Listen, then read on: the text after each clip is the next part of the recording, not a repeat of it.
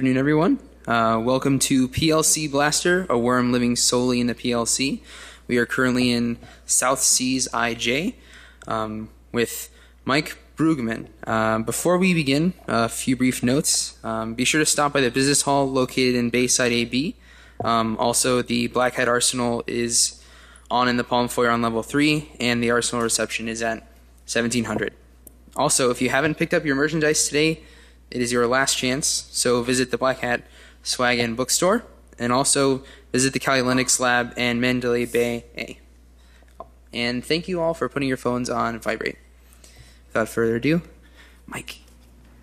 Thank you very much.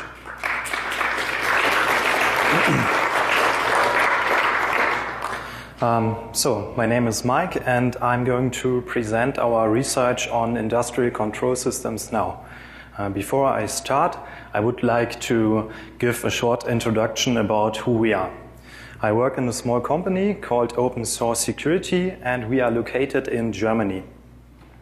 We are mainly focused on Linux security, but a few years ago we started to pen test embedded devices and related technology, for example RFID systems.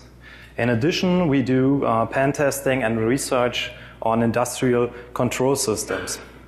And that is the reason why I'm here today. We developed a worm which is able to spread over PLCs. Our research was motivated by the Stuxnet worm.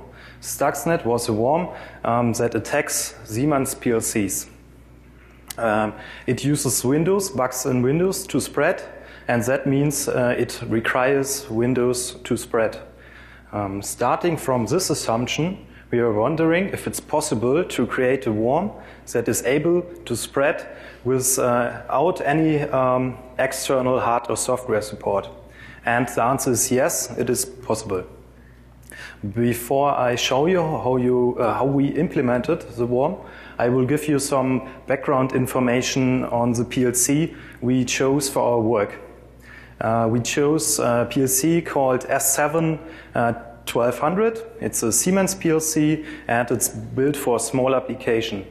We chose this one because it's cheap. It costs about $150. It has 50 kilobytes of RAM and 1 megabyte of persistent memory. It has built-in Ethernet, and we looked at it in firmware version 3, and we looked at the TIA portal in version 11. The TIA portal is a software that is used to program the PLC. Compared to a usual computer, the system works different. It works in cycles. Each cycle will start with reading the inputs and writing the outputs. After that, the user program is executed. The user program is a piece of software that is written by an engineer and controls the machine, for example, a traffic light or an assembly line or what machine ever. After that, there are other tasks taking place, for example, communication with other PLCs. Each cycle has a time limit. In Siemens PLCs, it's usually 150 milliseconds. If one cycle takes longer than 150 milliseconds, the PLC will stop the execution and switch to an error mode. And the cycle is controlled by the firmware. The program that you can write for the PLCs is structured in so-called program blocks. There are 6 different types of program blocks. The first is called organization block. It's the entry point of the program and can be seen as a main function known from C. There are function blocks. It's basically classes known from object-oriented programming languages. And there are functions. Functions are similar to normal functions known from C. There are system function blocks and system functions. This is a library which is delivered by the vendor. And in the end, we have data blocks. Data blocks are some kind of global memory. You can access it from everywhere in your program and can store any data in it. These program blocks are can be programmed in different programming languages. For example, ladder diagram here, or function block diagram. And these are graphical-based programming languages, and they are used by electricians who are familiar with this kind of diagrams. There are also text-based programming languages, for example, structured text. We chose this one to implement the worm. Yes, if you want to implement a PLC-only worm, you have to do it in the programming language of the PLC. What parts you have to implement? The first part is the target discovery, because the worm has to find its targets by its own. After that, the worm wants to copy itself to the target system, so we need a carrier mechanism. After that, the copy needs to be activated, so the execution of the copy needs to be started. And in the end, an attacker wants to have payloads to do some evil stuff on the PLC. We implemented all 4 parts, and I'm going to show you how we did this step by step. I will start with target discovery. The first thing you need, if you want to find PLCs on your network, is characteristics that allows you to identify them. All Siemens PLCs have an open TCP port 102. So if you find an open TCP port 102 in your network, the probability is high that you found a Siemens PLC. Our basic idea here was to implement a port scanner in the programming language of the PLC. We have 2 system function blocks that helped us. The first is called tcon, it opens a new TCP connection, and tdiscon, it closes a TCP connection. On this slide, we can see the call of the tcon function. There are a lot of parameters that are passed to the function. The most important are the IP address and the port you want to connect to. After the first call of this function, the firmware will process this function in background. And in the next cycle, we come back to this part of the code and call the function again. And now the function will tell us if the connection was established successfully. If yes, we found a new PLC and can continue with our infection. If not, we have a little problem, because this function does not implement a timeout, so we have to do it by ourselves. We simply count the cycles in which we failed to establish a new connection, and if we hit the upper limit, we call the tdiscon function. The function will fail because you cannot close a connection that was never established, but it frees the resources for the next IP address we want to try. In the bottom corner, you can see how we select the IP address as the next IP address. We simply count up the last byte of a 4-byte IP address, and that means we scan and /24 subnet for an open TCP port 102. Okay, that is the target discovery. The next thing is the carrier mechanism. Normally, user programs are transferred with the help of the TIA portal via TCP to the PLC. And our basic idea here was to implement this protocol in the PLC programming language. Again, we have 2 functions, tsend and treceive. You can send and receive any TCP data with them. That helped us with this task. The hard part here was to understand the protocol that is used to download or to transfer programs between the PLC and the TIA portal. The protocol is called S7COM+. It is a binary protocol, and there is no public documentation available on how the protocol is working. There are huge difference compared to the old protocol used with S7 300-400 PLCs. It is slightly modified in the new firmware version or in the S7 1200 devices, and it allows us to transfer programs to the PLC or back into the TIA portal. You can do other things, for example, start or stop the CPU. You can change the outputs with the help of this protocol. Now I'm going to show you what we found out about this protocol.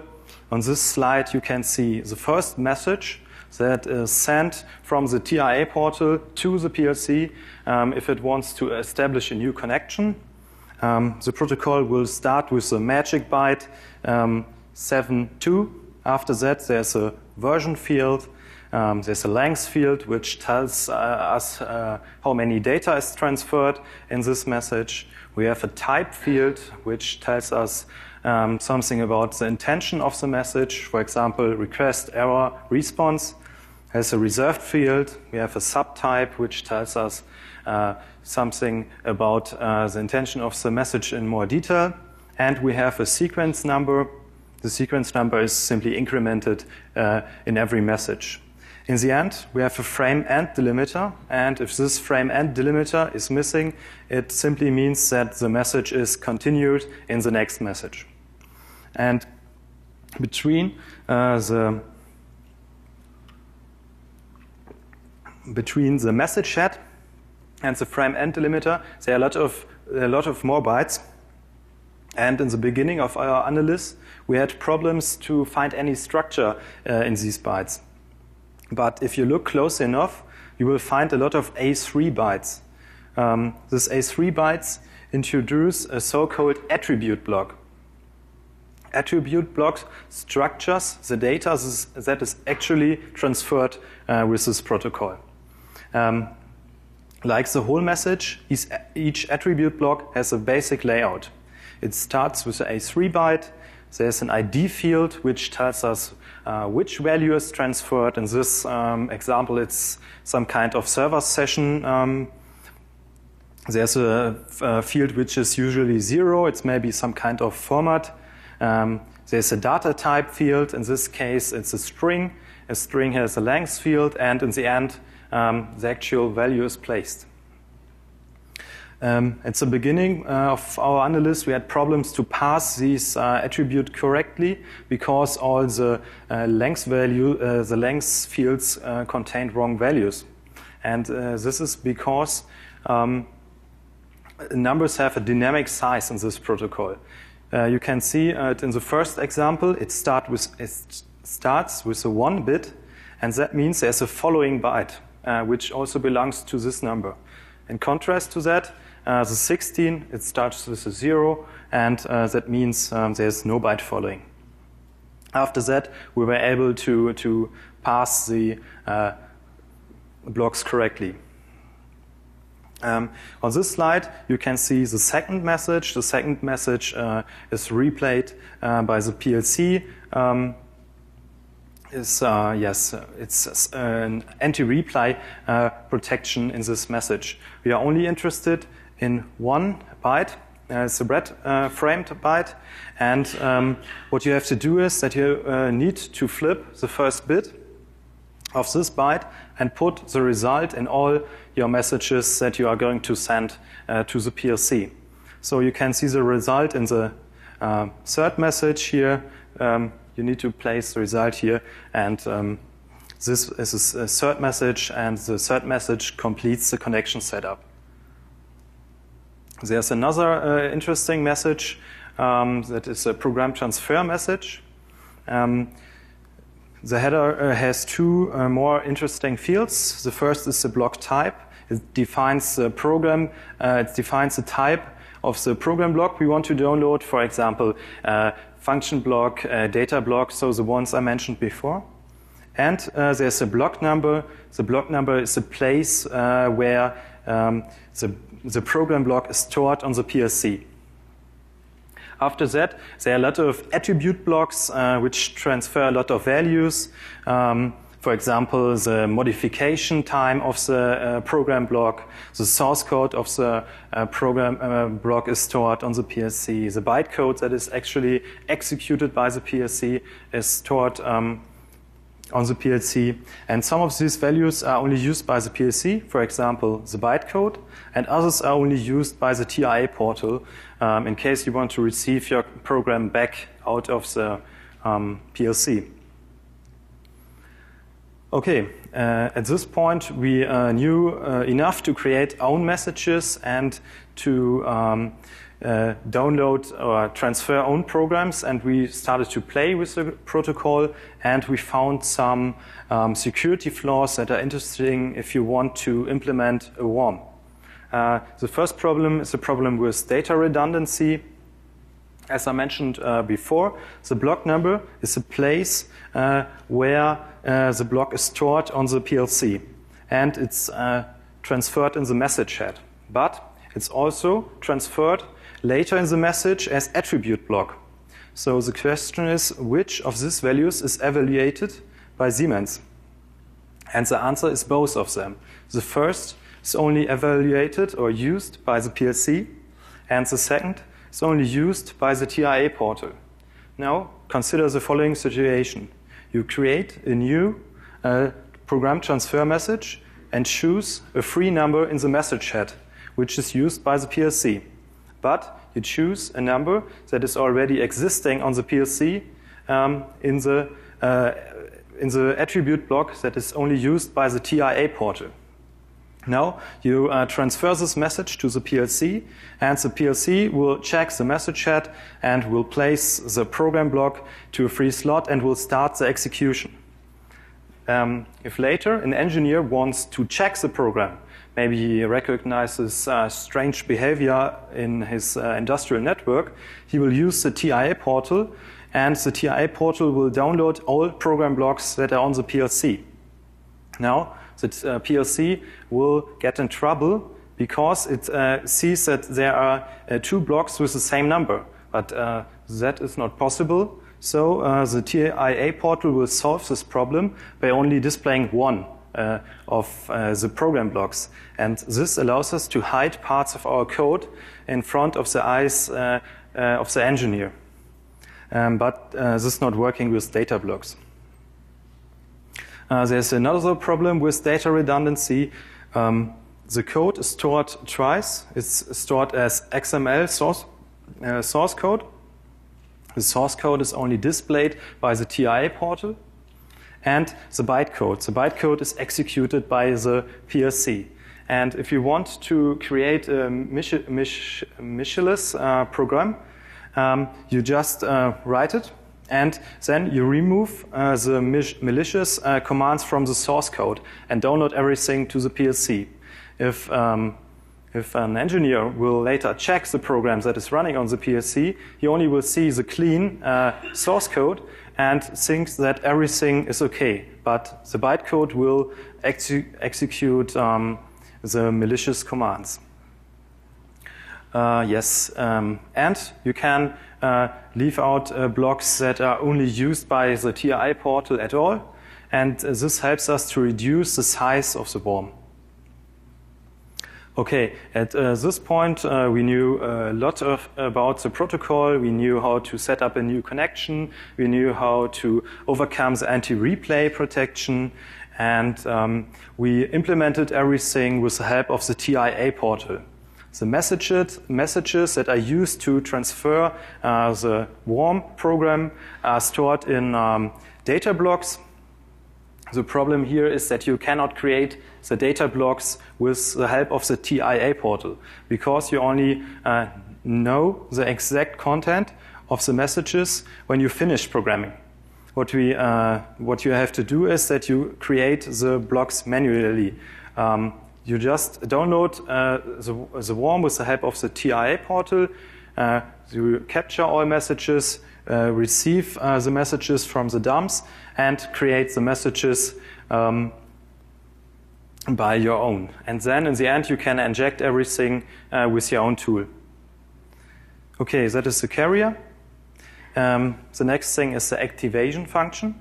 This is very simple because you need to know that, as I mentioned before, organization blocks are the entry point of the program.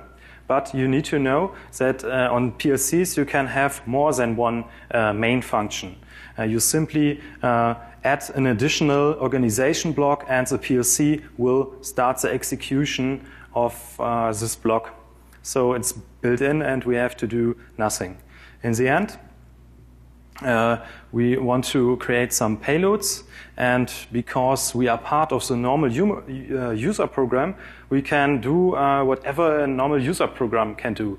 For example, we can stop the execution of the PLC, we can manipulate the outputs, we have the TCP functions to implement a command and control server or proxy or whatever we like. Yes, so we implemented all 4 parts, and now I have a little demo. What you will see is that there's an attacker. The attacker will infect the first PLC, and after that the worm will spread over the PLCs, and in the end the worms connect back to our command and control server, which is running on the attacker's computer. So okay, I created a movie. Here you can see our small example factory. The factory is controlled by 4 Siemens PLCs. You can see them in the top corner. And the different parts of the fabric are controlled by different PLCs. In this example, our machine produces little yellow things, and yeah, everything is working normally. What you will see next is that I disconnect 3 PLCs from the network, because I want to prevent the worm from spreading too fast. Okay, I think this will happen now.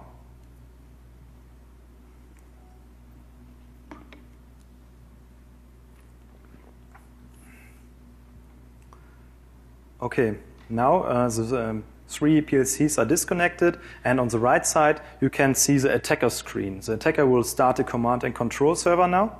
It's a little Python script written by us, and the command and control server waits for new connections. Now the attacker will infect the first PLC. Again, a little Python script written by us, and now you will see that the infection is in progress. It takes some seconds, and now the first PLC is infected. Now I will reconnect the 3 PLCs. Oh, you see the first worm already connected to our command and control server. And now the worm will start to spread over the other PLCs. You can see that the factory is still working normally, but there's a short moment during the infection, and I think it's right now, the yellow piece is not moving, where the original user program is interrupted. So now the second PLC connected, and after this short period of time, the PLC works as usually. Now I think the other 2 are infected, so we have the same problem with this little yellow piece again, and you can see all PLCs are connected now. After that, the factory works normally again. So there's no way to see that they are infected now. What I'm going to show you now is that you can control the PLCs with the help of the command and control servers. For example, we can switch the outputs to values we like. You will see that the slider on the left side will move, but there's no yellow piece. Okay, now it's moving. So you can control the PLCs with the help of the command and control servers. You can start the assembly lines. We can start the next assembly line.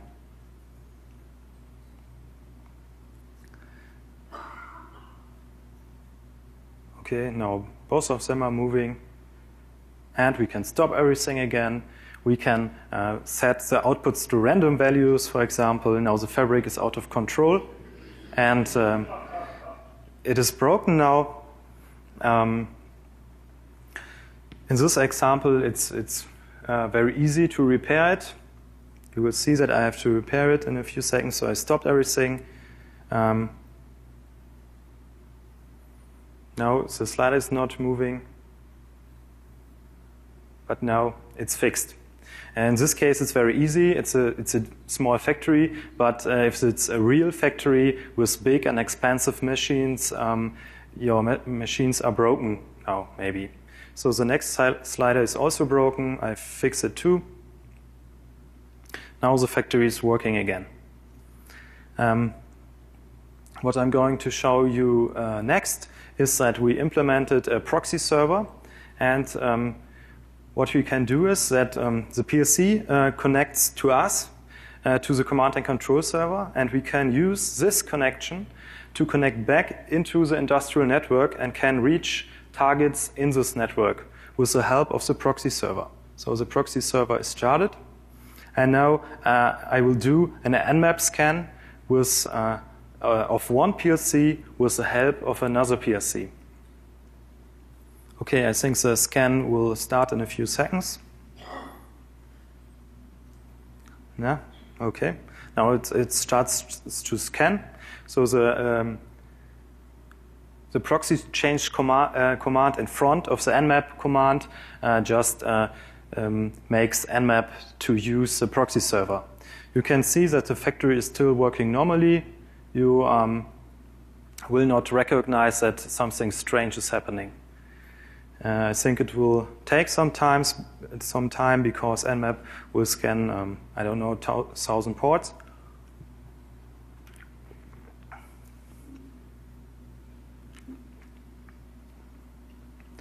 We will see the result in a few seconds.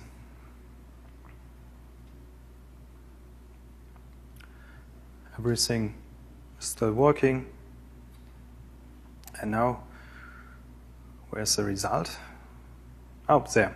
Okay, we have two open ports, 80 and 443. There's a web server running on the PLC. So now we are able to connect to this web server, for example, and can transfer data, but this is not part of the demo because I think you got the point that we can create TCP connections to all devices that are in the industrial network. The last thing I want to show is the kill function. You can simply shut down the factory by typing in kill, and you will see that in a few seconds. I think right now.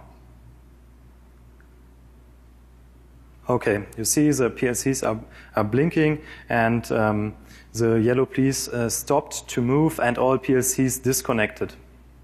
That is because the PLC switched into an error mode, and an engineer has to reset the devices device by device to making the factory work again. Okay, that was the demo. Now back to the slides. Okay, we saw that the original user program was interrupted for 10 seconds. And this also generates a log entry in the PLC. But there's an improvement. You can, so we need to stop the original user program because we add a new organization block. And this is only possible if the execution is stopped. But the improvement is that you can patch existing OBs online. You just can add new code to them. This was already shown at Black Hat 2015 in the talk. The talk was called Internet-Facing PLCs. This will work here too, but the worm will get more complex. The worm uses memory, nearly 40 kilobyte of RAM and 220 kilobyte of persistent memory. You can reduce this by, for example, by creating a more specific payload, but it's already small enough to fit in all the different S7-1200 models. The cycle time is important. The cycle time is the time in which you can execute a user program without interruption, and it's usually 100 and 50 milliseconds. And our worm, the longest cycle we could measure during the infection process was 7 milliseconds. And that matches our assumptions because we use communication functions the most of the time, and these functions are processed in the background by the firmware.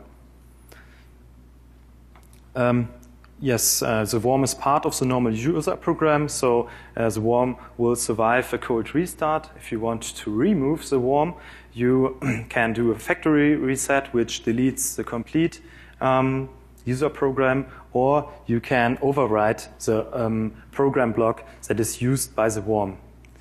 The TI portal is able to recognize the worm. You can see that on this slide. In the upper corner, we have green program blocks. These blocks are the blocks that an engineer wants to have on the PLC. But in the bottom corner, you see program blocks that are not green, that are new program blocks, and an engineer maybe starts to reserve engineer these blocks now. But what you can do is you can create strange attribute blocks and place them on the PLC, and if the TIA portal download all program blocks, it will crash because of these strange attribute blocks, and an engineer is not able to check the PLC, to check the program that is running on the PLC. This means that the TIA portal is not a good tool to analyze malware on PLCs, on Siemens PLCs. Protection. The S7 provides 3 different protection mechanisms. The first is called know-how protection, and the know-how protection protects unauthorized reading or modification of the code. If you enable this protection, there is an attribute block. You can see it here in the bottom corner that is added to the program transfer message. And there's basically an enable flag, which tells us if the protection is enabled or not. And there is a SHA-1 hash of the password. You have to provide a password when you enable this protection. In addition, the source code is AES encrypted. Now, if you want to disable this protection, what you have to do, you simply download this block with your own tool, then you change the flag to 0 and upload everything again, and the protection is disabled. The problem here is that the source code is still AES encrypted. And the question is, how is the AES key generated? As I mentioned earlier, this attribute block, you can download it simply by asking the PLC, please give me the program block, and you will get this SHA-1 hash because it's part of the program block. And now how is the AES key generated? It is calculated from this hash. You simply truncate the hash to 128-bit and XOR it with M. The problem is that M is displayed on this slide, and so you are able to calculate the key by your own. So that means that this protection is ineffective because it's broken, and it only protects existing code. But our worm adds only new code. This is fixed by Siemens in the newest TIA portal version. There's another protection called copy protection, and this allows you to bind your program to a specific PLC. You need to enter a serial number of the PLC, and the TIA portal will only transfer your program to that specific PLC. The problem here is that you can simply change the serial number if you have your own down and upload tool, or you just can download whatever serial number to whatever PLC, because this number is only checked by the TIA portal and not by the PLC. So that means it's a client-side protection, so it's not effective. There's a last protection, which is called access protection, and this protection does not protect the program, but it limits the features that are can used without providing a password. So the features of the protocol we use to transfer the program, the worm.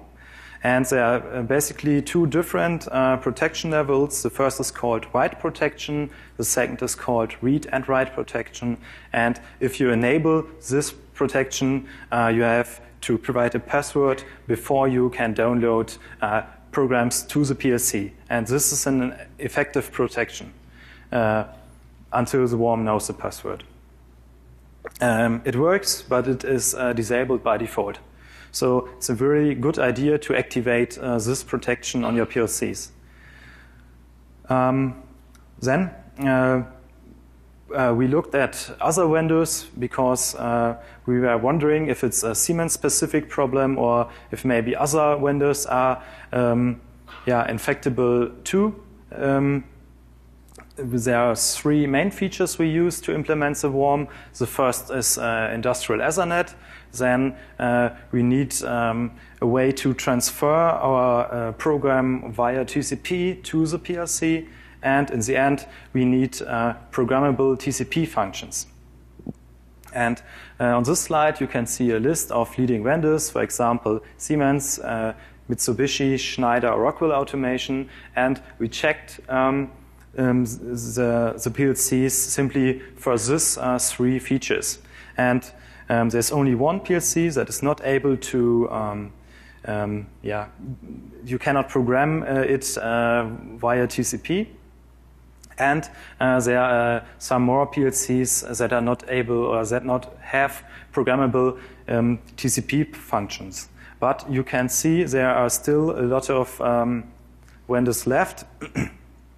So these PLCs might be infectable by worms too. So it's not a Siemens-specific problem. The problem is that you can change user programs without the need to provide a password in the default configuration. So we used no bug or exploit to implement the worm. Everything works as expected. So it's just implementing everything in the PLC programming language. Yes, and that's the end of my talk, and I thank you for your attention.